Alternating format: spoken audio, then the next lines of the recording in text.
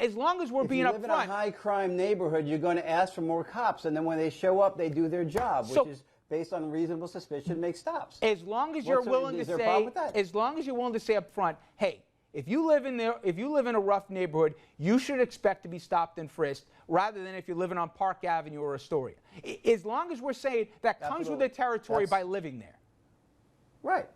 Yeah, you're absolutely right. As long as you're willing to say, if you don't get stopped and frisked, you will lose more lives, that's completely consistent. Now, that was part of my conversation with New York City Councilman Peter Vallone, who just supports the program and says, hey, you know what? You live in a different zip code, you're going to get different treatment here, but it all comes with the territory.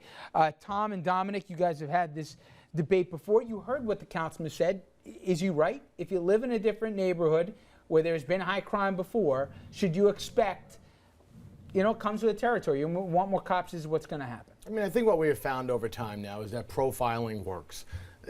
As I said on the show last week, nobody likes that an African-American kid who's not bothering anybody, who's a great kid, an honor student, et cetera, gets stopped and frisked.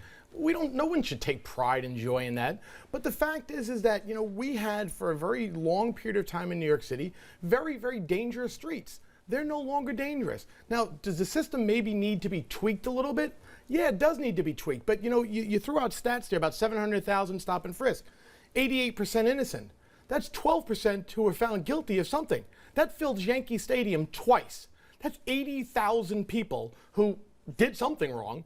It's not a perfect system, but the bottom line is the first priority of the mayor of the city of New York is always to keep the streets of New York safe. That's how we get 50 million tourists in. If not, Dominic remembers the days of New York City in the 70s, in the late 60s, and the 70s when the streets were burning. Tourists wouldn't go into New York City.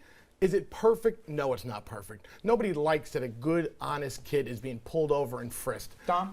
I tell you what, if you want to stop and frisk, I'm going to tell you right now how you can end this tomorrow. Over and done with. Tomorrow, put 5 white boys up on the wall. There you go. And let white people see it. And the program will end immediately. It will not be tolerated. I mean, newsflash. Talk to any black person in America, the most conservative of us. Who's the guy that recently ran for president, the Domino or whatever? Herman Cain. Herman Cain will tell you black people are treated differently by the police than white people are. That's just the way it is. It's the American way. And so the propaganda that and I say this I've trained police officers at the police academy. I've spoken to classes. I have been their keynote speaker at the Apollo Theater. But what we're seeing from the department now is pure propaganda. It does not go down that way. Excuse me, can you get up on the wall? A gun is in your back telling you, if you move, I'll kill you. Adil, I know you said nobody's handing out the cards and no one's saying ma'am or sir. Could you please? That said, how do you think this thing ends? Is there a lot of frustration within the rank and file of the NYPD? Do they want to fight for this program, or are they saying it's making our job harder? They'll fight. The ranks will fight at all costs because it's make their job easier. You get the mayor reelected. You get Ray Kelly as a job security that he has. The best secureness ever, because I don't know why he hasn't got removed. All you need in another department is one person to get shot innocently and that chief goes. How many innocent people have died in New York and he's still there? And arrogantly, they say he's not going nowhere. Arrogantly, it works, he saves lives.